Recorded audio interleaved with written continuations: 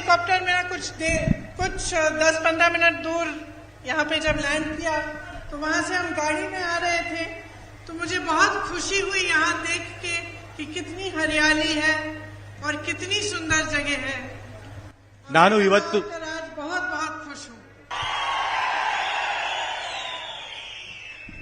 ये संगम नगरी है जहाँ कावेरी और काबिनी नदी का संगम है, मंदिरों की नगरी है। यहाँ आकर जैसे मैंने कहा मुझे बहुत खुशी है और मुझे एहसास है कि एक पवित्र भूमि भी है। देखिए, चुनाव के मौके पे मैं यहाँ आई हूँ और चुनाव का मौका ऐसा होता है जबकि अलग अलग पार्टी के नेता आकर आपको अलग अलग चीजें बताते हैं। सब कहते हैं कि हम अच्छे हैं, वो बुरे हैं, उन्होंने सारा काम खराब किया, हम सारा काम ठीक करेंगे। तो आप दोनों पक्ष सुनते हैं, आप कैसे तय करेंगे कि कौन सच बोल रहा है, कौन सही बोल रहा है और किसको इस बार वोट देना चाहिए? तो इसके लिए कुछ चीजें हैं जो मूल चीजें हैं वो समझना बहुत जरूरी है, क्योंकि जब तक हम वो मूल जो जमीनी चीजें हैं वो नहीं समझ पाएंगे तब तक जो निर्णय हम लेंगे चुनाव में वो सही निर्णय नहीं हो सकता। तो आपका प्रदेश कर्नाटका है, भारत देश का हिस्सा है, तो एक बार जरा सोचिए कि देश और प्रदेश बनता कैसे है। हमारी अपनी अपनी संस्कृति से बनता है। कर्नाटका की अपनी संस्कृति है, यहाँ के जो बड़े बुजुर्ग हैं उनकी सोच से बनता है प्रदेश और आप सबकी मेहनत से बनता है। चाहे मेरे भाई हो जो खेती में काम करते हैं, चाहे मेरी बहनें जो घर पर भी करती हैं, खेती में भी करती हैं, जो समाज को बनाती हैं, आप सभी ने कर्नाटका को बनाया है। हमको अपने प्रदेश पे, अपने देश पर गर्व क्यों होता है? गर्व इसलिए होता है क्योंकि हमने बनाया है। जब आप अपने गन्ने की खेती में काम करते हो और फसल अच्छी उगती है, हरियाली होती है, तभी आपको उस खेती पे गर्व होता है। जब आपकी मेहनत, आपका पसीना उस खेती की जमीन में मिला होता है। इसी तरह से सरकार क्या होती है?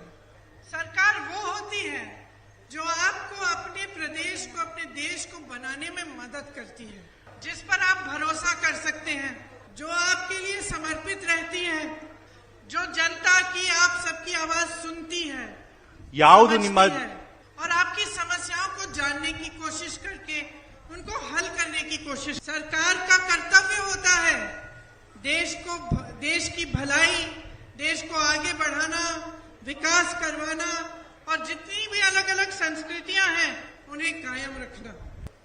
सेवा एक सरकार का धर्म होता है और ईमानदारी एक ऐसा असूल है कि सरकार का कर्तव्य है कि असूल वो अपनाए। लेकिन आज कर्नाटका में स्थिति क्या है?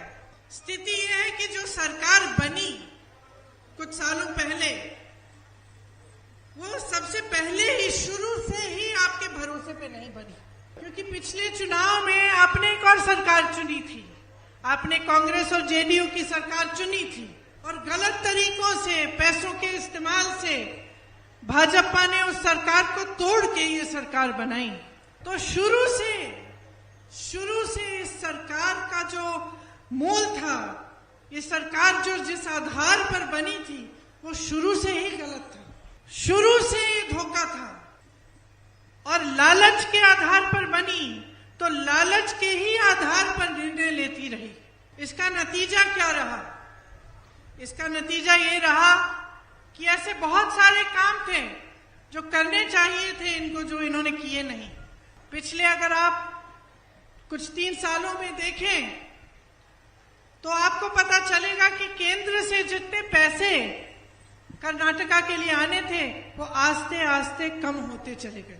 कर्नाटका का अपना झंडा है, आपके गर्व की निशानी है, आज तक उसे उन्होंने अप्रूव नहीं किया।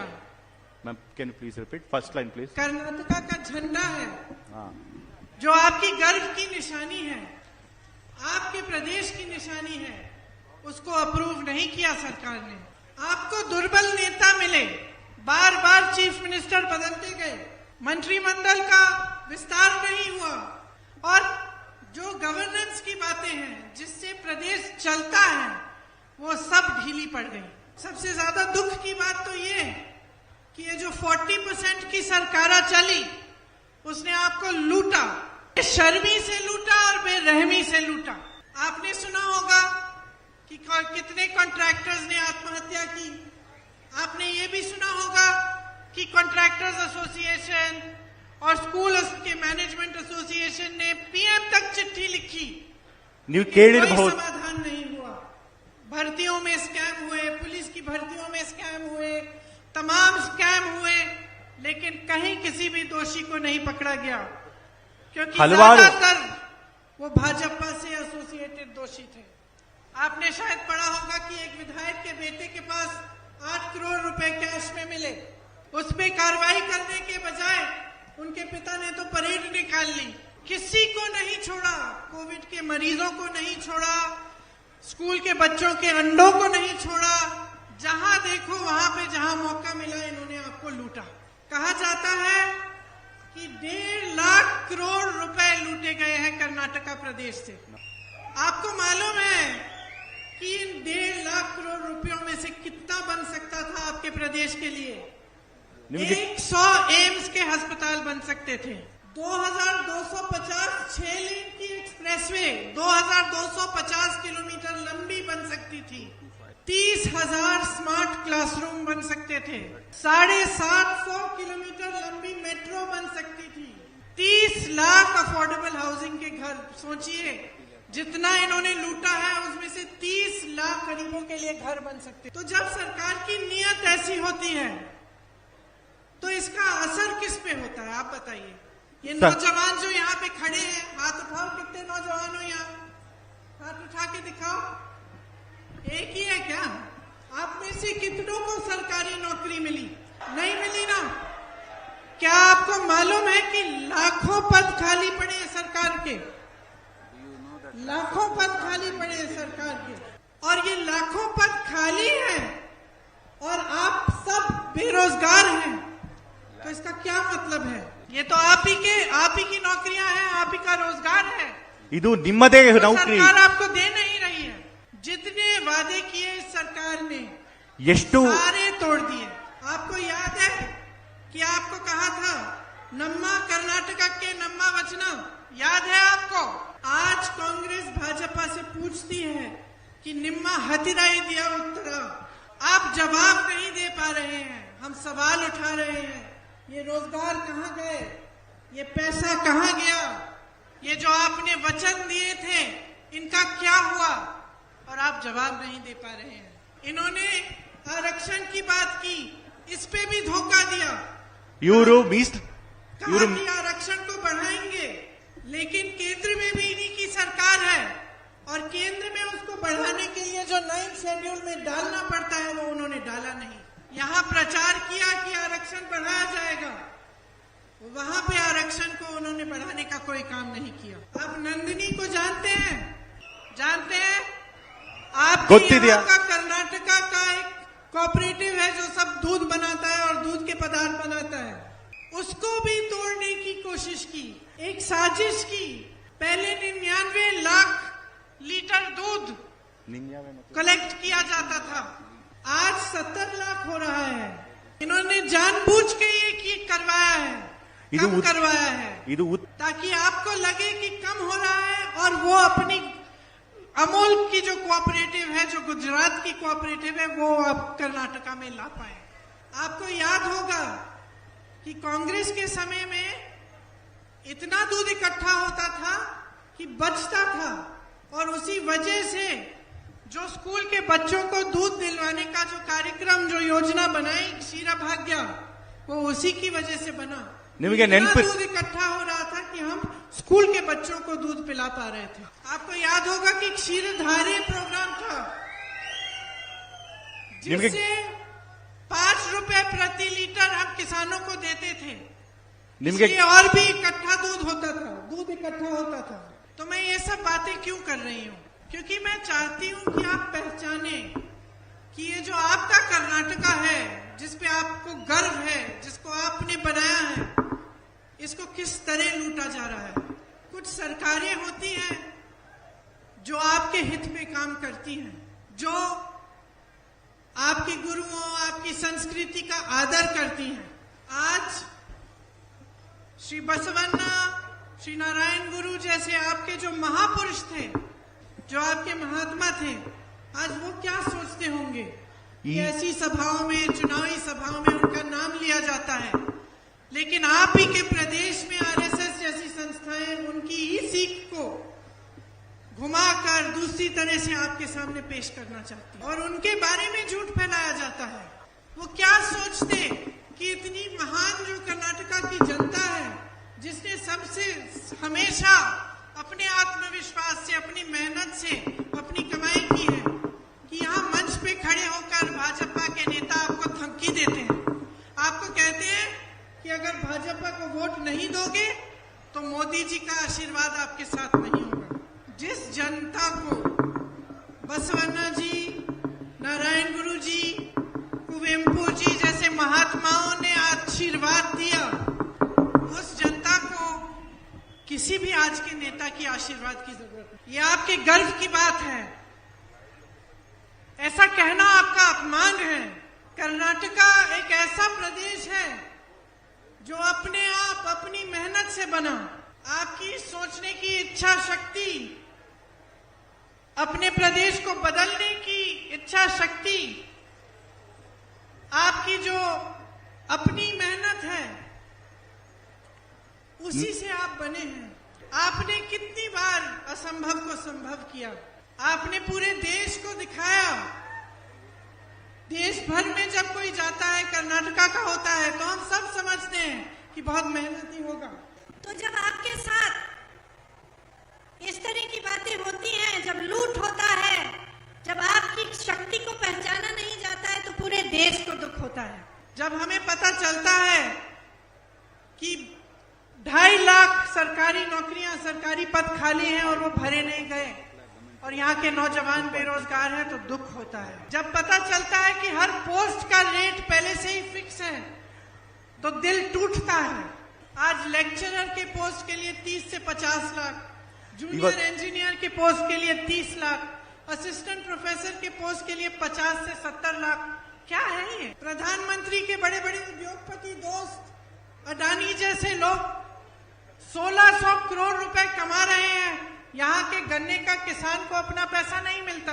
तो बड़े बड़े उद्योगपति कमाते हैं, उनको लोन मिलता है, उनसे जीएसटी भी नहीं ली जाती। अभी अभी एक डील हुई, मैंने अखबार में पढ़ा, जीएसटी भी नहीं दी, और आपसे हर छोटी छोटी चीज पे जीएसटी। आपको गन्ने का दाम नहीं मिलता सही। आपको मालूम है कि यहाँ कर्नाटका में सबसे कम मिल रहा है, कांग्रेस के प्रदेशों में देखिए सबसे ज्यादा मिलता है। तो आप समझिए कि आपके साथ क्या हो रहा है। आप गैस सिलेंडर के लिए 1100 रुपए क्यों दे रहे हैं? सरसों का तेल कितने का है? दाल, पढ़ाई लिखाई का दाम, दवाइयां, फीस, रसोई की जितनी भी चीजें हैं, सब महंगी से महंगी होती चली जा रही हैं। और ये सरकार अपने बड़े बड़े उद्योगपति मित्रों की मदद के लिए सब कुछ कर रही है, लेकिन आपकी मदद के लिए कुछ नहीं। आपको लूटा जा रहा है। ये 1.5 लाख करोड़ रुपए जो ये लूट रहे हैं, ये कहाँ जा रहे हैं? कौन ले रहा है? ये उनके बड़े बड़े उद्योगपति मित्र और वो उनके नेता। और आप यहाँ पे गरीबी में आपके दलदल से आपको निकाला ही नहीं जा रहा, निकालना नहीं चाहते हैं। समझ लीजिए, निकालना नहीं चाहते हैं, क्योंकि आपको निकाल देंगे गरीबी से तो आप खड़े होंगे इनके खिलाफ, आप सवाल उठाएंगे, आप पूछेंगे कि मेरे पैसे किसने लिए, कि ये कर्नाटका प्रदेश के पैसे मेरे पैसे हैं, आप बोलेंगे और आपसे डरते हैं। इसीलिए हमेशा आपको दबा के रखेंगे, आपको बोलने नहीं देंगे, आपको गरीब रखेंगे। अगर एक सरकार की नीयत सही होती है तो बहुत कुछ करके दिखा सकती है। आपने कांग्रेस की सरकार को देखा था, आपको याद होगा, आपको याद है अन्ना भाग्य योजना थी, क्षीर भाग्य थी, पशु भाग्य थी, कृषि भाग्य थी, आरोग्य भाग्य थी, विद्याश्री थी, इंदिरा कैंटीन थे, ये सब क्यों बनाए गए? आपकी मदद के लिए, आपकी सहायता के लिए, ताकि आपको कमी ना हो, आप अपने पैरों पे खड़े हो सकते हैं। सही सरकार सही काम करती है।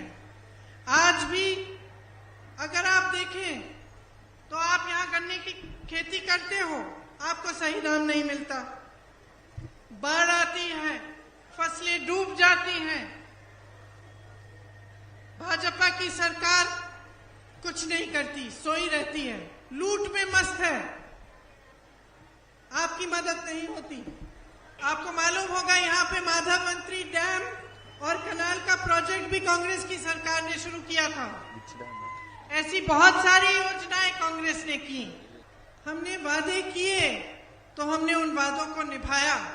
मध्य प्रदेश, राजस्थान, छत्तीसगढ़ में जब हमारी सरकारें बनी तब हमने कर्ज माफ किए किसानों के। छत्तीसगढ़ में एमएसपी सबसे ज्यादा है। हिमाचल में हमने वादा किया कि हम पुरानी पेंशन स्कीम लाएंगे, उसे हमने लागू करना शुरू किया है। इसलिए इस बार इस चुनाव में हम वादे नहीं, आपको गारंटी दे रहे हैं। हम 100% यहाँ पर प्रगति और विकास लाने की गारंटी दे रहे हैं। ये जो लाखों पद, ये जो 2.5 लाख पद खाली हैं सरकार के, वो हम भरवाएंगे। 200 यूनिट बिजली के मुफ्त में मिलेंगे, 10 किलो चावल मुफ्त में मिलेगा। मेरे युवा भाइयों और बहनों, सभी ग्रेजुएट युवाओं को 3,000 रुपए महीने का बेरोजगारी भत्ता मिलेगा। डिप्लोमा वालों को 1,500 रुपए मिलेंगे पर महीने, और ग्रेजुएट युवाओं को 3,000, महिलाओं को हर महीने 2,000 रुपए, ताकि आप, क्योंकि मैं जानती हूँ, देखिए मेरी जो बहनें यहाँ बैठी हैं, सबसे ज्यादा बोझ मेरी बहनें उठाती हैं। घर का काम करती हैं, सबको खुश रखना, सबकी सेहत देखना, बच्चों की परवरिश करना, खेती में भी काम करना। तो मैं जानती हूँ कि मेरी बहनों पर कितना बोझ है, और आज इतनी महंगाई है कि कुछ खरीद नहीं पा रहे हैं, काम चला नहीं पा रहे हैं। इसलिए खास तौर से महिलाओं के लिए 2,000 रुपए महीने आपको दिया जाएगा। नंदिनी को हम मजबूत करेंगे, बाहर से कोई कोऑपरेटिव नहीं आएगा, आप ही का अपना कोऑपरेटिव चलेगा और अच्छी तरह से चलेगा। देखिए, अंत में मैं ये कहना चाहती हूँ कि मैंने देखा कि भाजपा के बड़े बड़े नेता यहाँ आते हैं और अजीब अजीब सी बातें करते हैं। मैंने सुना प्रधानमंत्री जी कह रहे थे कि उनकी कब्र गाड़ना चाहते हैं विपक्ष के नेता। ये कैसी बातें हैं? इस देश में कोई ऐसा नहीं होगा जो नहीं चाहता कि हमारे प्रधानमंत्री की सेहत अच्छी रहे और उनकी लंबी उम्र रहे। लेकिन मैं आपसे पूछना चाहती हूँ, क्या ये चुनाव का मुद्दा है? क्या ये चुनाव का मुद्दा है? अजीब अजीब से मुद्दे, अजीब अजीब से विषय उठाते हैं, लेकिन आपकी बात क्यों नहीं करते? महंगाई की बात क्यों नहीं करते? बेरोजगारी की बात क्यों नहीं करते? आपको आगे बढ़ाने की बात क्यों नहीं करते? तो मैं आपसे कहना चाहती हूँ कि ये आपका काम है कि आप इस चुनाव को अपने मुद्दों पर केंद्रित रखें। ये चुनाव मोदी जी के बारे में नहीं है, ये चुनाव किसी भी नेता के बारे में नहीं है, चाहे वो किसी भी पार्टी का हो। ये चुनाव आपके कर्नाटका के बारे में है, आपके अपने गर्व के बारे में है, आपके प्रदेश के बारे में है, आपके रोजाना के जीवन के बारे में है, जिसमें इनकी लूट ने आपके जीवन को बिगाड़ने का काम किया है। जिस सरकार को हर तरह से आपकी सहायता करनी चाहिए, वो एकदम फेल हो गई है। तो आज अगर आप नहीं समझेंगे कि ये आपका चुनाव है, ये आपके बच्चों के भविष्य का चुनाव है, ये आपके प्रदेश और आपकी संस्कृति को बचाने का चुनाव है, तो आप बहुत बड़ी गलती कर जाएंगे।